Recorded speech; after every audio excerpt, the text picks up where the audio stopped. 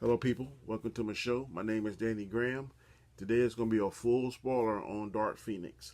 I just left the theater not even 10 minutes ago, watched it for the first time, and this is going to be my full spoiler on my review, my opinion on what happened. First of all, I want to say do not think this is the worst X-Men movie. It got some bad reviews on Rotten Tomatoes. I think it got 18%. That is a totally ludicrous score. It should be much higher than that. If I had to give it a grade, I would give it a B minus. B minus, C. Between B minus and C. It is not a D. It is not an F. It is not an A movie, but it is definitely not as bad as Rotten Tomatoes give the score. I've heard a lot of other YouTubers give it some bad reviews, but I thought it was very entertaining. Like I said, not the best. Definitely not in the class of Endgame or Infinity War or anything like that, but it was worth seeing. To me, I thought it was better than Captain Marvel. Just my opinion. I know I may take heat for that, but I thought it was better than Captain Marvel. Definitely thought it was better than Shazam. This movie was about the Dark Phoenix, Jean Grey, and of course, they went to rescue some people, some astronauts in space. And as they were rescuing the astronauts in space, she encountered the Phoenix Force, which is basically some kind of cosmic force that destroyed the bad guys' planet. The bad guys of this movie were an alien race called the Dabari, and it destroyed their planet. And they kind of followed throughout space, and they saw where the Phoenix Force entered into Jean. So they tried to come there and find her and to control it, or either steal it or destroy it. The main bad guy was a female. I think her name was Vuk, V-U-K, or Vok, or something like that. And she ultimately was able to get some of the power from Jean, but not all of the power. And she wanted to try to get the power of the Dark Phoenix and to recreate her people, and also to destroy Earth and put Earth, remake Earth in her image, or the way she wanted to do it. Now, in this, it was a little separation because Charles Xavier, Professor X, knew that Jean had certain powers, and so he put mental walls to try and contain her, because he didn't want to spare her from all the pain that she had. Because in the initial movie, she's in the car with her parents, and she can't control her power when she's 8 years old, and she causes a wreck. Her mother dies.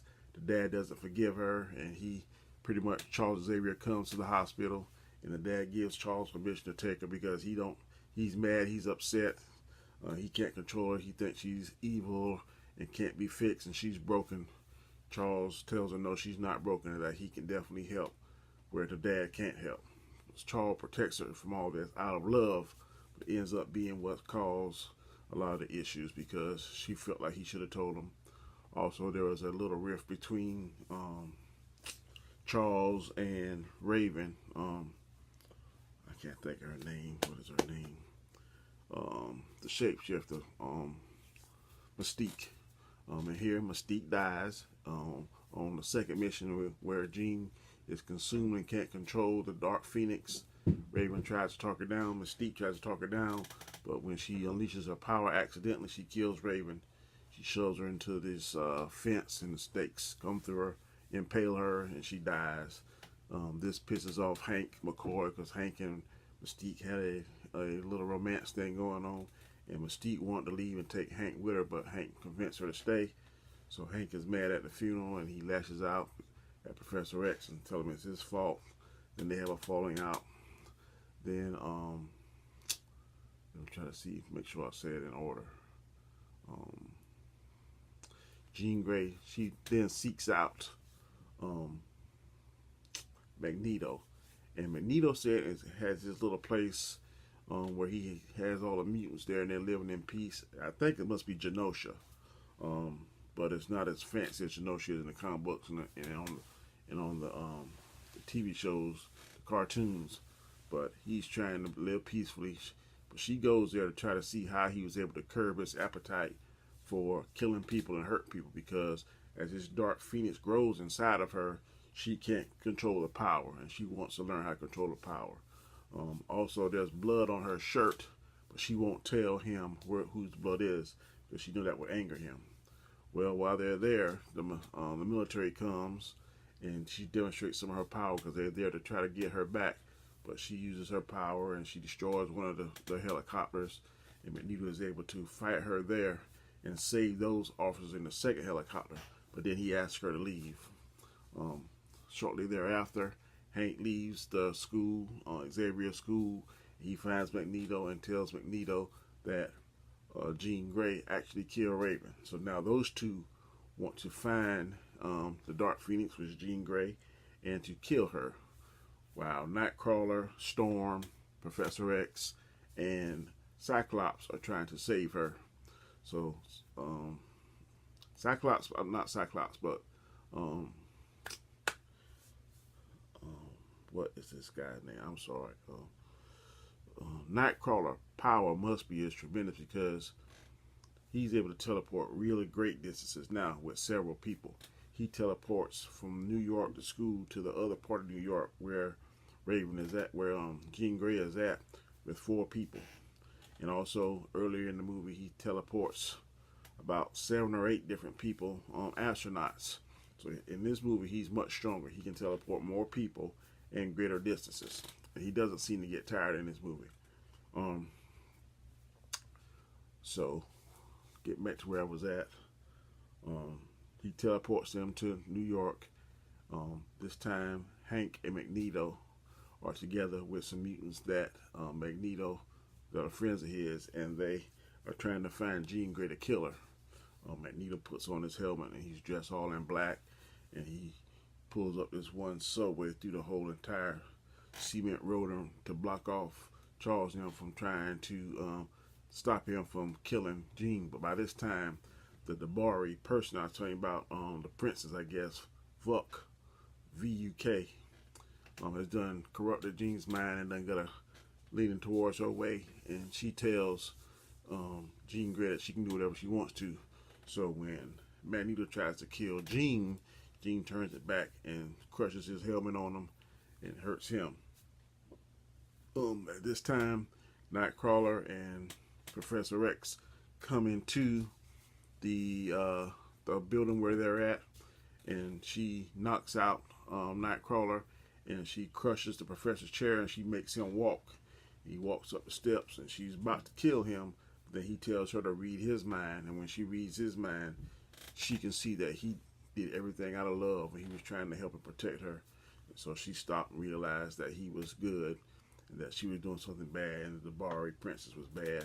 But at that time, the Dabari princess convinced her to give the Dark Phoenix power to her. So as she was hugging her, she was getting the power, but she also was killing Jean. And Professor X realized this and told her to stop. Cyclops was able to come in and use his eye beams and knock the princess off of Jean and spared her. And if you remember that trailer when they're all in the train, they're all in the train now, getting taken to the secret military base because they got them knocked out and got power dampeners around their neck and they can't do anything. And then that's when the rest of the Dabari force comes and tries to get Jean so that the Dabari princess can get more of the rest of the power. There's a big fight scene, and the fight scene is awesome. There was a time when one of the soldiers tried to help release them because they see that the Dabari force is going to kill them. So one of the soldiers released all the X-Men and Magneto and his friends. They were able to hold them off and fight them off and got rid of them. There's a point where Nightcrawler takes his knife and he just pop it in and out, and he just kills a whole slew of them, snaps them with his neck. There's one cool one where he teleports one of the Dabari soldiers in front of the train, and then he teleports back out, and the train hits her and kills her. It was the third act, last 30 minutes of it was pretty good fight scenes. They showed their powers. Cyclops with his eye beam, Magneto's fighting. Storm had a good part too. She was shocking a bunch of them, and the Beast. When he turned to the Beast, he was bad. I mean, he was killing. He had slashing. He was more like Sabretooth or Wolverine in the way his fighting style on this. So they really gave Beast a bigger part, more aggressive part. Then finally, the princess come back, and now her and Jean Grey are kind of mano a mano. Both of them have the Phoenix power. Then Jean finally realizes her potential, and she knows the only way she can save them is to take her off into space and just give her more power than she can stand, and kills her because at this point Jean is like a god. Other Sapari warriors came, and she was like disintegrating them, dusting them, like you see him get dusted on Endgame. So she could just point you or touch at you and you turn to dust. So at this point, she's like a goddess. And she realized what she got to do. And then when she blows up the Jabari princess in space, she kind of turns to this flame bird, and you can actually see the phoenix, the whole phoenix, dark phoenix, and she's evolving to that phoenix. Then they kind of fast forward, and they change the name of the school from the School of Xavier to the Jean Grey School for Special Kids. Hank is running it now. The rest of the X-Men are teaching the classes and stuff, and Xavier is pretty much retired. They fast forward and they show him in Paris or Germany or some country, and then Magneto comes up with a chessboard and they start talking. And Magneto says, at one point, at one time, you saved my life, Charles, and offered me a home, and I want to do the same. And he asked Charles to play one game of chess with him, and that's how it goes off. Like I said, I thought it was long enough. Wasn't too long. Wasn't too short. The action was good. I don't think it was slow at all. To me, I didn't get bored with this movie at all. I think it was just under 2 hours. It started at 6:15 and ended about 8:10. So, and there's no end scene credits. So there's no need to stay. I thought it was one of the better X-Men movies. I know I went a little fast. I'm sorry. I hope you can understand what I said. I'm definitely telling you, if you are a X-Men fan, or if you are a Marvel fan, a comic book movie fan, definitely go see this movie. It is much better than what the critics that are bad mouthing are saying, and it's worth your money. It's worth your time. I may go see it again, but I want you to stay tuned for the next upload, because the next upload is going to be Brightburn. And if any of you don't know what Brightburn is basically the story of what if Superman, when he came to Earth as a little boy, was evil. And this is it's in theaters now. I'm going to see it tomorrow. I heard a lot of good things about it, but basically Brightburn is a little boy who has the same powers as Superman, and he comes to Earth, and instead of him being good, he's bad. I've also heard in Brightburn they're going to implicate and show and set up the universe where there's an evil Wonder Woman and an evil Aquaman and possibly an evil Batman. I don't know. That's what I heard on other reviews, but I'm going to check out for myself tomorrow. So stay tuned for my upload tomorrow and my review on Brightburn. As always, I want to end by saying 2 things. Please stay safe. Please stay cool. And as always, I'm going to end all my shows with peace.